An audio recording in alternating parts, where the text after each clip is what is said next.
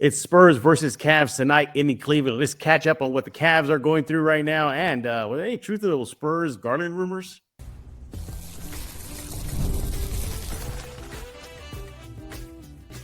You are Locked On Spurs, your daily San Antonio Spurs podcast, part of the Locked On Podcast Network. Your team every day. Hey, welcome back to Locked On Spurs, right here on the Locked On NBA Network. I'm your host, Jeff Garcia, Spurs writer for Ken's 5 San Antonio. Glad to have you all back. And hope you're having a great day. As always, we thank y'all for making Locked On Spurs your first listen each and every day. Free and available wherever you get podcasts, iTunes, Spotify, Ken's 5 Plus app, YouTube, you know where to go. Also, the Locked On Spurs newsletter is in the description below if you're watching on YouTube. I made it very simple for you guys. It says LO Spurs newsletter. There's a big old link there. Click on that. Completely free. Hits your email inbox every single day. Today's episode is brought to you by FanDuel. Right now, new customers can get themselves $200 in bonus bets when your first $5 bet wins. As you can tell by the screen, everybody, yeah, we're having a crossover episode today. Locked On Spurs and Locked On Cavs are going to talk today about the big game tonight out in Cleveland. Spurs, Cavs, talk about the tale of two different teams going in different directions right now. Get the Cavs, top of the East. Look like they might be finals bound. The Spurs, well, you know, they're still trying to get through the rebuild. Life without Wemby and Fox continues. As the Spurs, let's just face it, everybody, we just want the season to hurry up and end already, get the offseason and the lottery going right. But there's still business at hand. We're going to be looking at the Cavs, catch up on what's going on in Cleveland, why this hot start, is it really a surprise they're number one in the East? And then were there any truth to those Spurs-Garland rumors? Remember back then, in the offseason? Spurs rumored linked to Garland. We're going to catch up with Locked On Cavs host and ask him that question. And then finally get to the meat of the today's show, Spurs, Cavs. Can the Spurs get a W in Cleveland? I hope so, because that loss to Detroit. Did y'all even tune in for the final buzzer? I don't want to move past it because that was an ugly game. Hopefully the Spurs can give us some joy tonight. I was going to bring in our guest. He is Danny Cunningham with Locked On Cavs. Danny, welcome to Locked On Spurs, and I guess Locked On Cavs. Go cross. Cool. What's up, man? How are you? I'm doing awesome, man. But you're, riding high right now. Your Cavs. I am exhausted. I'm exhausted because the Cavs just finished a 5-game West Coast trip, which I did not travel for. As you can see, I'm in my home studio. So That meant that there were 4 games that started at 10 o'clock Eastern time or later, with the game against the Clippers starting at 10:30. So that was very much not fun. I'm very excited for the Cavs to be home just so I can watch, an NBA game in person again, because it feels like forever when a team goes on a 10-game road trip that you don't see them, and that I won't have to be up until 4 a.m. after these games. So I'm just very, very excited today. Brutal. Well, I feel you. Spurs fans definitely feel you, because we go through the rodeo road trip. And that's where they're away for about a month. And it's it definitely feels like it's like a ghost town in here with no NBA action. But hey, look, your Cavs are back home. They got themselves maybe some easy pickets tonight. I don't know. I'm hoping the Spurs will get a W and shock at least the NBA today. But let's talk about your Cavs. And quickly, before we do that, everybody, make sure to follow and subscribe to Locked On Cavs right now. Basically, wherever you can find your podcast, you're going to find Locked On Cavs there, and do that right now. But your Cavs, top of the East, the big boys in the East right now.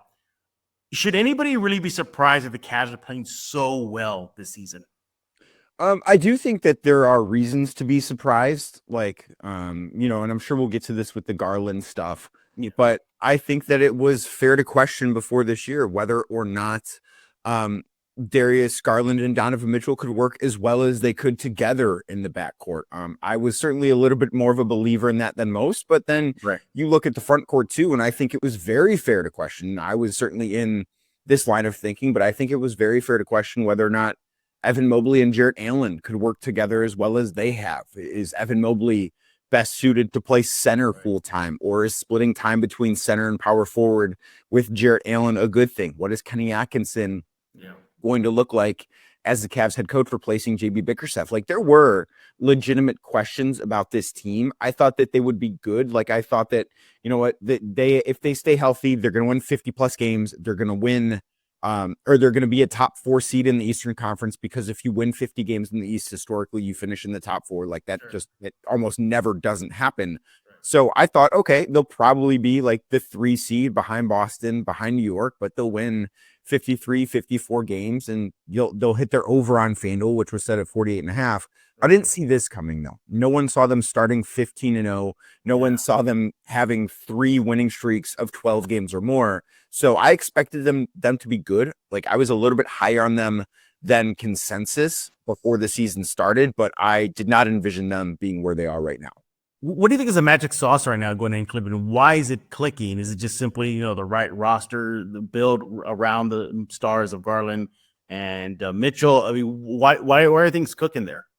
So I think that there are several reasons. And when a team is, on the precipice of 60 wins, it's never just one thing that goes right. So I think that, the step up that Darius Garland took to get back to all-star form is a really, really important thing. Last year he had a nightmare of a season where he then fractured his jaw. He had some other lingering injury issues. There was the death of a family member for him that I do think really impacted him mentally. And he's somebody that if you watch the Cavs, you know that when Darius Garland is playing at his best, he's somebody that is playing with a lot of joy. Like, he just looks like he's having an absolute ball out there playing basketball. And that was pretty absent for the most part last year. Evan Mobley also missed a ton of time because of injury last year. He had to have a knee surgery during the season. He had a bad ankle sprain that cost him a couple of weeks in February and March. Those guys have both been awesome. They were both all-stars. I think Evan Mobley is going to be an all-NBA player this year. He might win Defensive Player of the Year, which, part of that is because Victor Wembanyama has not met the qualifying games, but that's still an accomplishment. And even if he didn't win it with Victor being healthy, he would have finished top 3. Sure. I have no doubt about that. But those guys have really stepped up. And Donovan Mitchell, I don't think, and somebody said this on my podcast, and I've been stealing it. So don't tell anybody I'm stealing this. But I won't tell anybody. You're Danny. I looked at it as Donovan Mitchell was taking a step back to let those guys thrive the way that they have, which, that is a really big thing in terms of leadership. And I think Donovan's been awesome this year. And the leadership's been really great from him too. It was termed to me more so as like he's taking a step to the side because Donovan has still been really, really good. I think he should be first team All NBA. I think he's having a fantastic season. His counting stats don't look great. And part of that is he's playing 31 minutes a night as opposed to the 35 that we're accustomed to seeing Donovan Mitchell play in his career. So those things are all really big deals. And those are the biggest reasons why the Cavs are where they're at. And then you have to give a ton of credit to Kenny Atkinson because this roster, while they made a change at the trade deadline, trading for DeAndre Hunter, they went into this season essentially with the same exact roster that they had last year. Last year, they won 48 games. This year, they're going to win 60 plus. Like that, I think when you change coaches, but not the roster, I think the coach deserves a lot of credit for, especially in Kenny's case, really revolutionizing what they were doing offensively and turning them from a team that was middle of the pack to one of the best offenses ever. You think he's going to get Coach of the Year? You think he's probably going to? I would be very surprised if he doesn't. JB Bickerstaff, obviously former Cavs head coach, current head coach of the Pistons, who you just saw, has done a fantastic job. He's done a fantastic job up in Detroit. But I think it's more difficult to be in Kenny Atkinson's situation where JB was taking over a team that was awful. But they had a star player who, the knock on Cade had been, he hasn't been able to stay healthy. And I know he has missed a couple of games because of a calf injury this week. But they have the star, and that's kind of the hardest thing to do. And going from being bad to good is a jump that we see in the NBA just about every year. In fact, JB did this with the Cavs the year before Donovan Mitchell got to Cleveland. The Cavs won 22 games in the 2021 season. They won 44 games in the 2022 season. They doubled their win total. That was really impressive. But I think it's more difficult to go from a team expected to win 25 games to winning, I don't know, maybe 43, 44, 45 games where the Pistons could be, as compared to a team expected to win 48 games, winning 64, 65, maybe 66 games. I think that is a more difficult jump to take. And I think because of that reason, Kenny Atkinson will win that award. Yeah, he definitely is going to be a strong candidate for that award. One more thing before we hit the break regarding your Cavs. I look at their schedule just a little while ago, and a little bit of a hiccup recently. They lost by 3 games straight. When they hit that little bump in the road there, you saw people come out of the woodwork. You see, the Cavs ain't all that. You see, They're just all fluff. What do you think? Do you think that little hiccup there was actually probably good for the team to kind of bring them down to earth a little bit? I don't know if bring them down to earth is the way that I would look at it. I think that dealing with adversity at that point in the season is probably a good thing for them in the long run, though. And, they lost 4 straight games for the first time all year. They played not great defensively. They were the worst 3-point shooting team in basketball during that stretch. And for the season, they're the best 3-point shooting team by percentage. So those things all matter. Darius Garland hasn't been shooting the ball great from beyond the arc. Donovan Mitchell has been shooting the ball terribly from beyond the arc during this stretch. So I think that those things kind of all added up. And, I don't know that they've played their best basketball really for the entire month of March, which sounds crazy because they're 9-4 this month. Right. And they had, half of a 16-game winning streak during the month. But if you look at who they played early in the month, they beat Portland in overtime. They didn't play well in that game. And Portland is a solid team. They beat Chicago in a game that was tied with 6 minutes left, and then they closed that one out on like a 32-10 run. They beat Miami, a game that they were trailing in the fourth quarter and that was during Miami's 9-game losing streak. They were down by, I think, 17 points against Charlotte on the road. They come back to win that game by 1. So they had been kind of toying around, and then they did have a couple of nice wins there, beating Milwaukee, beating Memphis pretty handily. But they had toyed around with opponents, and they finally got burned when they went out west. I think part of it was they played the same basketball that they were playing earlier in the month. They just did it against better teams. When you talk about teams like the Clippers, who have been really good lately, the Suns have been playing much better basketball. That Kings loss was the second game of a back-to-back. They didn't have Darius Garland on it. Like, those things all do matter. I think when you start to put context into it, there's really no reason to worry. These things happen. Like, the Denver Nuggets, the year they won the title, they went 7-7 in the month of March. And despite having Nikola Jokic, they were 20th in offense and 15th in defense. So, like, we've seen teams in March go through swoons. The last time the Warriors won the title, so the year before the Nuggets, they went 5-11 in the month of March. Now, Stephen Curry got hurt in the later part of that month, but when he was healthy, they had a 5-game losing streak. Like, I don't view it as anything to worry about. I think anybody that is sounding the alarms because of a losing streak in the month of March, when the games are almost a bit of a mirage, just really wants the Cavs to be fraudulent, and they're not. Yeah. It really did feel like the naysayers were coming out strong during that losing. I was like, whoa, what's going on? Calm down, everybody. Everybody goes through this. Even when the Spurs were at the peak of the NBA with TD, Manu, and Tony, they went through it too. So this stuff happens. But you guys are at top of the East right now. But we're not done talking with Danny Cunningham on Locked On Cavaliers. When we get back, we're going to ask him, were any truth to those Spurs-Garland rumors? We're back right before they got Fox. We're going to ask him about that. Why did they even pop up to begin with? And then preview tonight's game, Spurs-Cavs, right here on Locked On Spurs and Locked On Cavs, coming up next.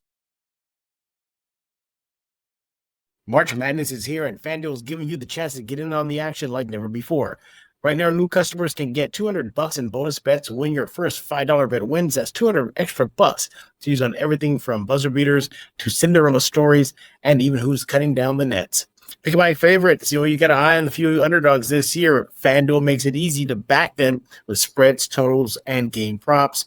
Easy and fast. FanDuel app is simple to use, and when you win, you get paid instantly. No waiting around. Staying in the action when the tournament game's happening almost every day. There's always something exciting to bet on. So visit FanDuel.com right now and get in on the college hoops action all tournament long. A Jedi uses the Force. To subscribe to Locked On Spurs, pass on what you have learned. And we're back right here on Locked On Spurs and Locked On Cavs, joined by host of Locked On Cavs, Danny Cunningham. Make sure to subscribe to Locked On Cavs ASAP. Hey, during the break, I heard a rumor. I just wanted to verify with you, Danny. Is it true that you once dunked on Wemby, like no problem? Is that true? That is not true. That's not true. Okay. In my life, once upon a time, and I'm not the youngest guy in the world anymore. My body certainly feels like that. I could dunk. I could, two-hand, cock it back behind the head, like capable of doing that. Not over Victor Wembanyama, though. Yeah. But can you just imagine that? What it must feel like? No, I can't. Feel like that. It's covering this league as long as I have, and this is, I think, my 7th or 8th year covering the NBA in some capacity, maybe a little bit longer than that. Yeah. But there are very few guys that I've been in awe of seeing in person for the first time. Sure. And Victor Wembanyama, when he was in Cleveland last year, just sitting courtside and watching him go through warmups, it's like, this guy just does not look like a human being. Like, it is insane how different he is compared to everybody else. I think he's a fantastic player. Like, I was super bummed when he was ruled out for the season with what he's dealing through. And I, hope for a speedy recovery and that he's doing okay. But watching him in person for the first time, it's just like, oh my God, how is this real life? And it's become old hat now for us in San Antonio. Right. It's like when he walks into the press conference room or we go in the locker room, it's just, that's Wemby. I mean, that's the vibe now. It's just crazy, but he's still, so curious. A quick story before we continue talking about Spurs-Cavs here. In his rookie season, he's still a teenager, 19 years old. He did his post-game conference, so that's it. He's done for the night. And we're in the locker room, and so all the reporters were just chit-chatting about whatever. And nothing to do with the game. I think it was just like shoes and sneakers, stuff like that. And I'm in eye shot of Wemby. His locker is like right in front of me. I'm just looking over at the media huddle, and he's just doing this. He's just looking at us and just looking at us. He's clearly eavesdropping.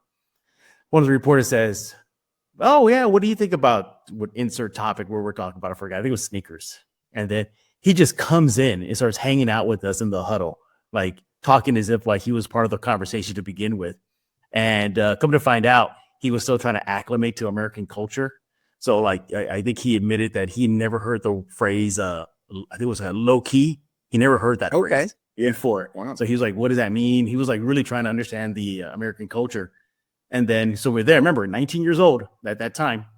And they get him because his parents came to pick him up from work.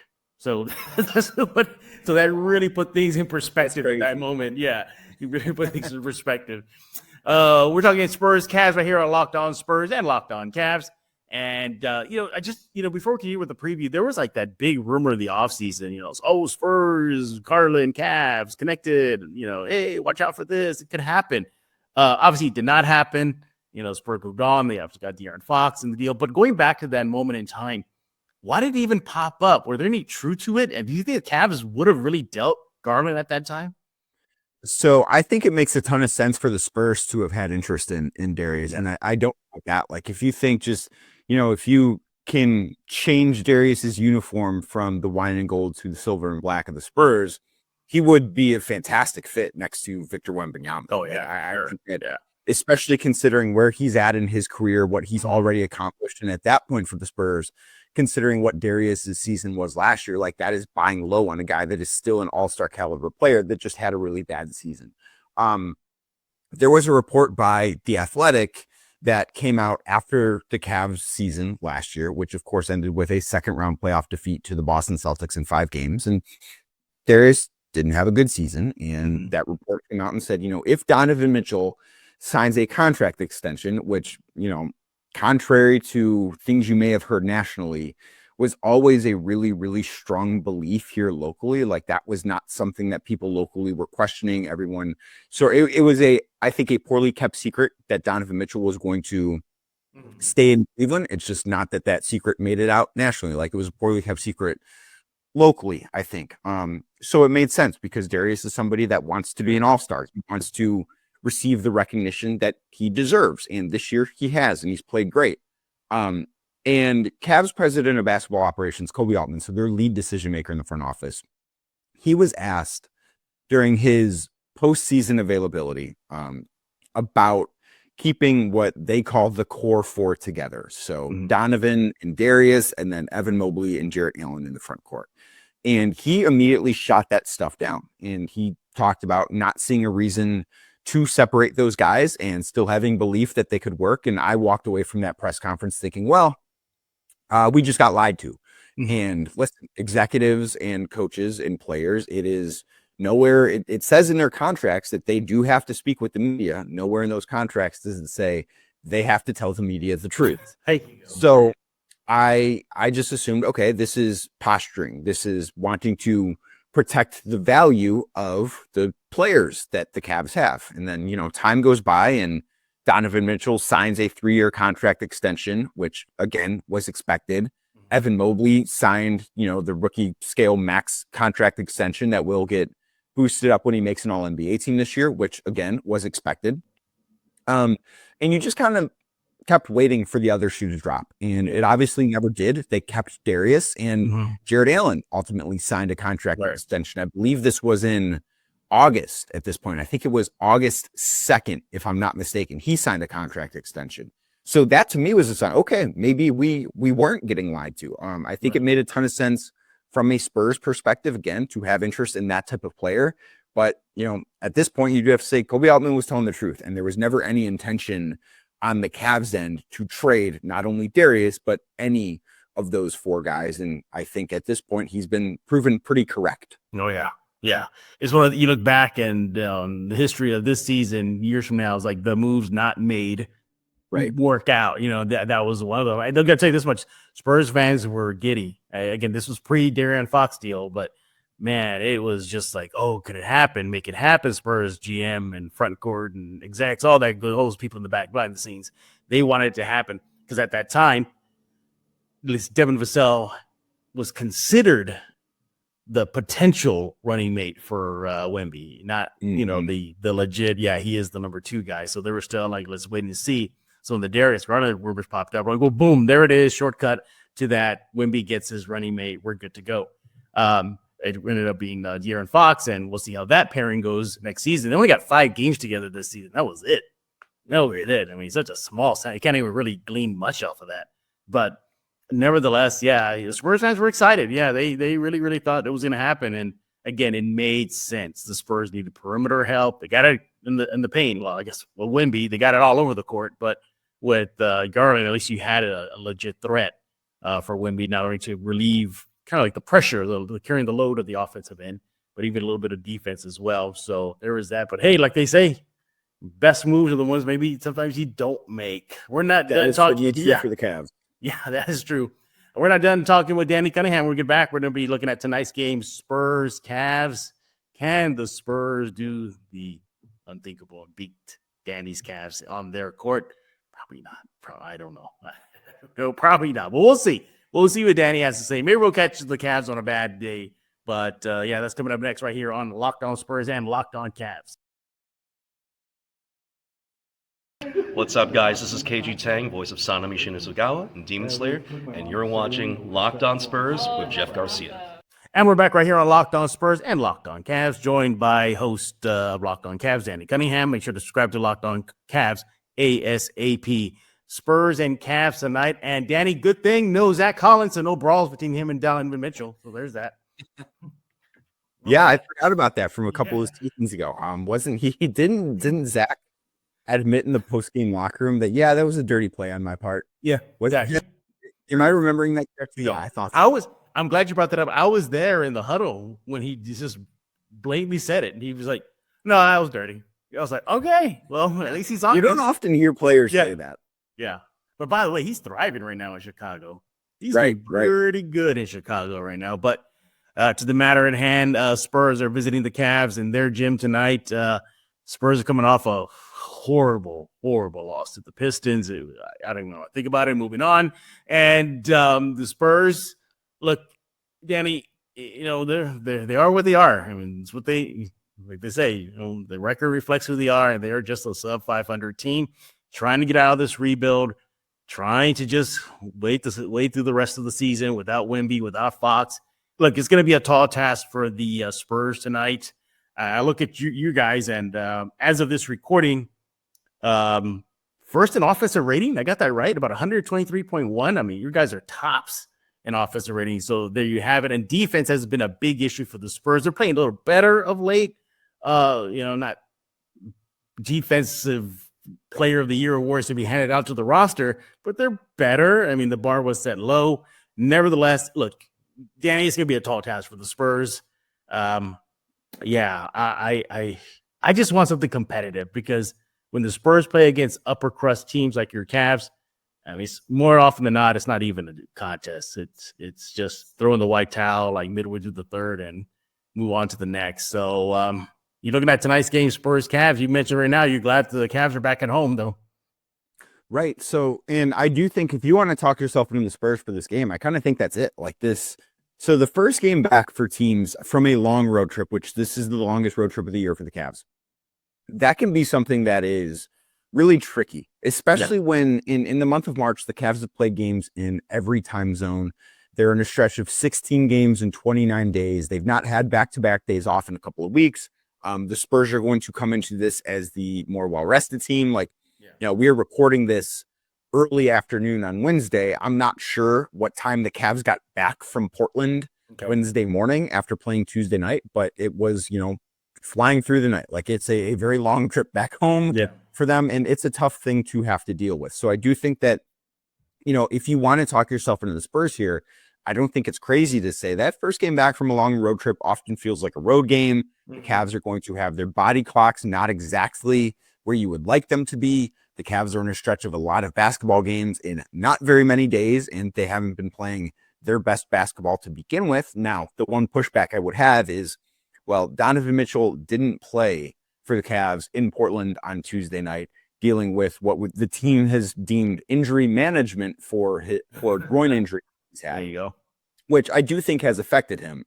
But the fact that he is going to enter this game with essentially time off from Friday, because he did play Sunday in Utah, but he played 21 minutes. And I don't know if you necessarily even want to count that considering what the Jazz is like right now. So there is a chance that Donovan Mitchell starts to look like Donovan Mitchell again, especially when you look at the Spurs, who in the month of March, they've not been a great defense. They've been a fantastic offense. The Spurs are the best offense in the NBA during this month. So that could give the Cavs problems because they've not been excellent defensively lately, although I think their last two games they have been pretty good. So if you want to talk yourself into the Spurs, I think it's, hey, this is the team they're facing coming off of a long road trip. It's the first game back. They're not well rested. We don't know who's going to be available for them as of right now. So those are things that if you want to talk yourself into San Antonio, I think that's the path you go down. Yeah, exactly. And the Spurs team is definitely going to need a healthy dose of Devin Vassell. He's been playing great of late to end the season.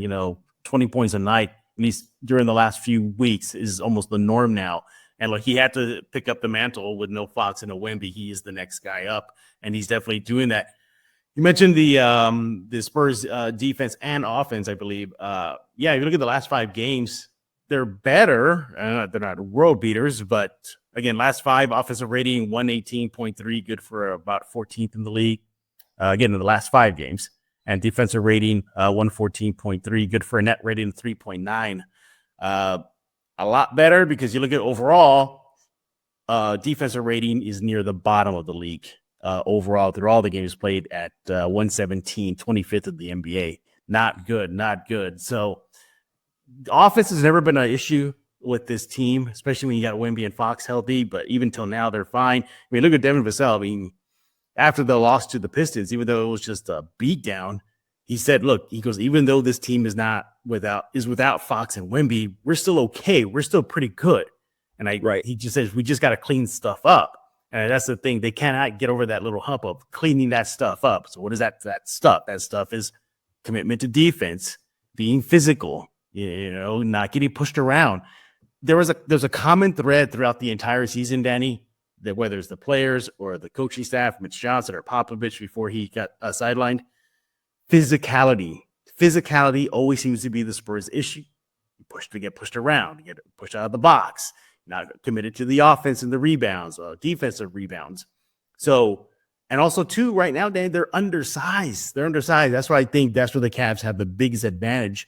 Again, if all hands are on deck and Garland and all those big boys are playing for you guys. So I think that's where the Cavs are ultimately going to get the edge on.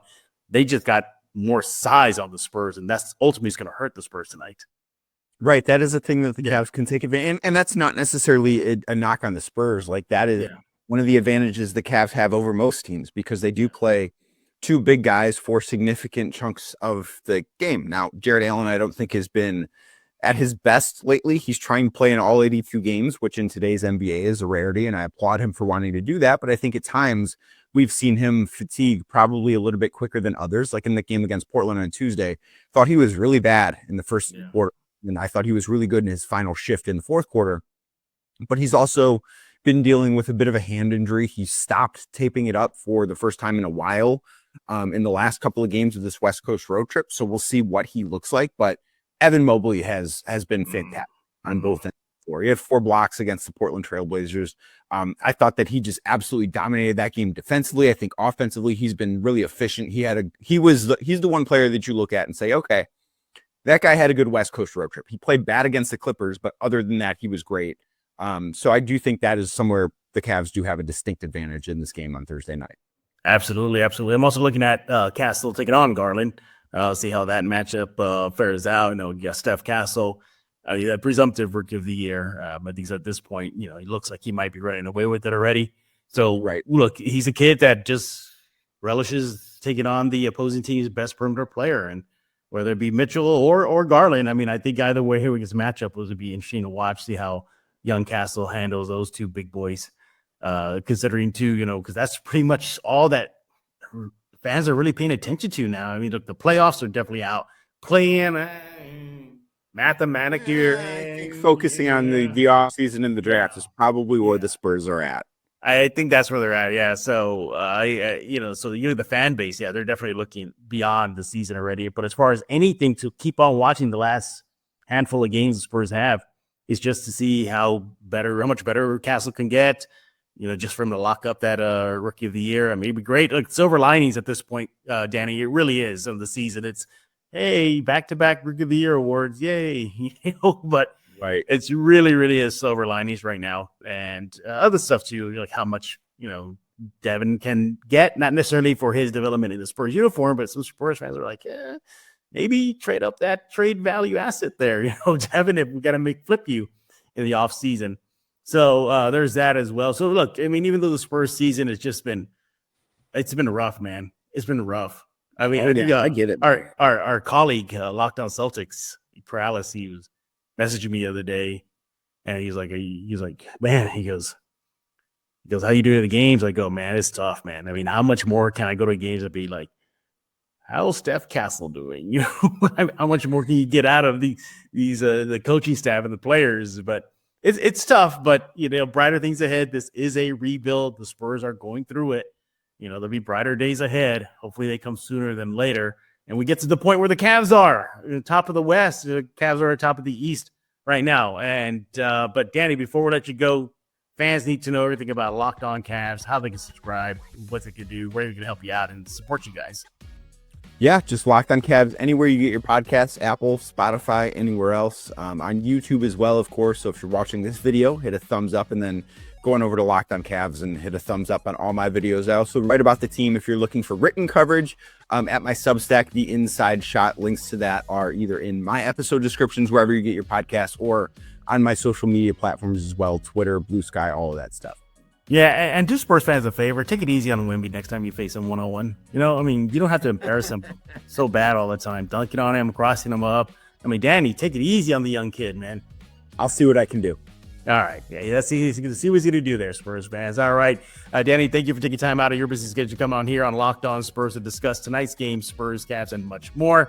Everybody else, we thank you all for making Locked On Spurs your first listen every single day. Free and available wherever you get podcasts, iTunes, Spotify, Kins5 Plus app, YouTube. Check out the Locked On Spurs and Locked On Cavs newsletter. I believe it's out there on your screen right now. It says right there, lockedondaily.com. Go there right now. Subscribe to everybody's Locked On newsletter. It's a nice little companion piece, and you get it free. It is free, everybody. Just sign up. It's your email inbox every single day. So for Danny Cunningham, I am Jeff Garcia. We're going to put a lock on this episode of Locked On Spurs and Locked On Cavs.